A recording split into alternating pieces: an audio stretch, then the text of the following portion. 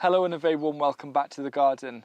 Now, I want to talk about grass and grass clippings today. I think that it is perhaps one of the most important resources that all gardeners need to take more seriously. And of course, it's a free resource. This video is packed full of ideas and ways that you can use grass and grass clippings to help you grow more food and have a more productive and healthy garden. It also goes without saying that all the grass and grass clippings you should use in your garden should come from places that don't use any chemicals. From what I've taken from the gardening community, I feel that grass clippings are misunderstood. Very often whenever I mention them, people will talk about them just creating a sludge in a very anaerobic environment. But that happens when you place them too thickly. So on a compost, they're actually an invaluable bulk ingredient, but what you want to do is apply them in layers no thicker than about an inch or 2 to 3 centimeters, or actually mix it in with other material. You're not going to get the sludge and you're going to get all the nutrients and benefits from the grass. Now, I honestly feel that you can actually make a really good compost by, in volume, going 50-50 shredded up cardboard and grass clippings, and if you turn it on a daily basis you should get compost in around 2 months. And it's just a really simple free way of creating a bulking compost for your beds. Grass clippings are usually seen as a nitrogen rich compost material, also known as a green material, and things like cardboard are carbon rich materials. However, you can actually turn your grass clippings into a carbon material by drying them out. Usually if you have a few nice days, or if you have a polytunnel, spread out a tarpaulin or even some cardboard and then loosely sprinkle grass clippings over there. Flip them over once or twice a day. It's quite labour intensive, but you can actually make, if you've got a big enough area, a lot of brown material, which I usually actually find the hardest to get a variety of. But then suddenly you've got, using grass clippings, a brown material for your compost bin. Next up, we're going to explore the multiple mulch options of using grass in the garden. The two core benefits that you can get from mulching with grass clippings in particular is weed suppression and moisture retention, and then of course it's going to add organic matter to the soil. But if slugs aren't a worry or aren't an issue for you, you can mulch your plants, and here I'm mulching purple sprouting broccoli with around 2 to 3 centimeters or an inch of grass clippings, just like the same layer you would apply on a compost. Now, if slugs are a concern, you can still mulch with grass clippings, but what you want to do is just barely cover the surface. So aim for a mulch of just under a centimetre or just under half an inch. And yes, it's not going to suppress as many weeds, but it's still really going to help to create a nice layer of insulation to retain moisture. For me, I'm not so worried about slugs, so what I like to do with grass clippings is create that thicker inch layer to put around my plants. And usually it's easier to do when the plants are smaller rather than having to rummage in and around. But this is just such a great way of eliminating any kind of weed issues, keeping in a lot of water, and then when it breaks down, it's going to provide organic material to the soil, and that turns into soil organic matter. And a single molecule of soil organic matter holds on to 4 molecules of water. So this is going to also help improve the long-term water retention of the soil itself. I'm actually using this mulching method for my container grown potatoes. Here my main crops are pomeras, and you might have seen that video already. But basically it's plant the potatoes and then stick a load of grass over the top. These have now broken down to a bit of a thinner layer, but it's looking really good. What I'll do in perhaps 2 or 3 weeks is go around and just top them up with another centimetre. But it's my hope that using this method, and with how good it is with retaining moisture, I won't actually have to water these at all. So another really cool thing about using grass as a mulch is that it actually makes watering a lot more efficient and effective. So the issue with just having soil or compost is that if it's quite dry, what can happen is that rain falls and then it actually runs off rather than going deep into where the roots are.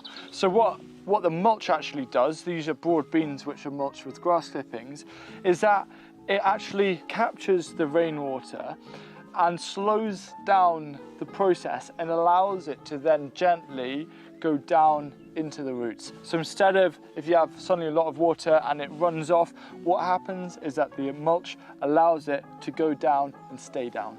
You don't just have to stick with grass clippings for mulching. I've just been chopping down some of the longer grass with some shears, and this stuff is great actually for mulching around your perennials. This is a fig here, and I'm just going to place a nice thick layer around the fig, and that there is such an easy mulch that's going to help it hugely. Now for what I think is actually the most exciting potential that grass can bring to a garden and for growing food. And what it involves is creating a Jadam organic farming amendment called Jadam liquid fertilizer, or JLF for short. I will introduce Jadam properly in a future video and why it works so well with the whole project leaks that we're doing on this channel. But the founder of Jadam, Mr. Yongsan Cho, in his book mentions how grass and crop residues make fantastic liquid fertilizers. I'm going to show you how to create a grass Jadam liquid fertilizer. It is a slight adaptation because it's a lot more made for a home scale, but we're going to run through exactly how to make that. Last growing season, I started making Jadam liquid fertilizers, and grass is one that I'm really trying to focus on this year, and I can see it playing a really important role for this space. So according to Jadam, a Jadam grass liquid fertilizer is pH neutral, helps with balanced growth and should be applied throughout growth. So my take is up until kind of flowering or fruiting stages for plants. Obviously it's going to contain a lot of nitrogen, being grass, but it'll also contain a respectable amount of potassium, phosphorus, and also some calcium. Now let's run through how to make grass JLF and then how to apply it. Here's a process to make a grass JLF. First thing you need is some rainwater. Then I've got this is actually some leaf mold from under an old tree. However, if you don't have access to leaf mold, I'd say some really old homemade compost that's still in a compost bin, 1 or 2 years old, is great. That's to inoculate everything. Then some kind of bucket or tub. What I actually have here is a plastic beer keg that I got for free from my local craft beer place, and I can get up to 10 of these free every single week. I've cut it off, and then I've got a compost bag that I've turned inside out, and I'm going to place that inside, because what that does is help exclude the light, because light isn't always the best thing when we're doing a fermentation. The microbes aren't as happy with it coming through. Then you need some kind of lid, but we'll come on to that later. And then of course some grass. This is some grass that I actually scythed down. This is nice and fresh grass, and then this is what goes in. So the first stage is to actually fill this with grass nearly to the top. And I'm just pushing down as I put in the grass, just to make sure that I can get quite a bit in. So you don't need to press down too much, but you do want a decent amount of grass in here. Stay up to about 75% full. And as I'm doing it, as I push down, I'm also lifting up this compost bag because we need a bit of overhang on the top.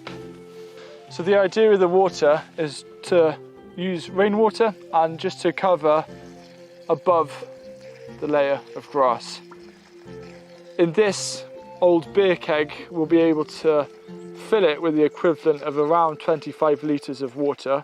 Obviously it's not going to be as much with all of this grass in. So that's nearly full now. I'm just pressing it down. Grass will float, but that's absolutely okay. I'm really happy with this layer. The final thing that really I need to do in terms of adding stuff is to just sprinkle this leaf mold over the top. So I sprinkled the leaf mould over the top. That's just to inoculate with biology to help with decomposition. Now we're going to close it. It's actually going to be more of an anaerobic fermentation. So I'm just going to fold in the compost bag like that.